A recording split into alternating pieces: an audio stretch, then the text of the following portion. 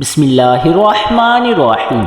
السلام علیکم ورحمۃ اللہ وبرکاتہ۔ فجر کی نماز کے بعد کی دعا۔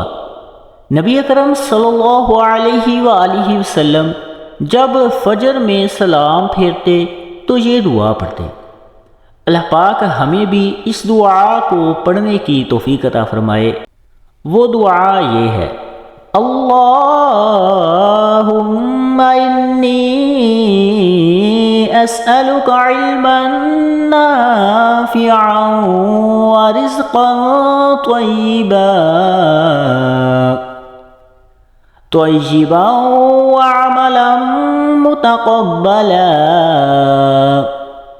ترجمہ: اے اللہ، بے شک میں تجھ سے نفع دینے والے علم کا سوال کرتا ہوں اور پاکیزہ رزق کا اور ایسے عمل کا جو قبول کر لیا جائے۔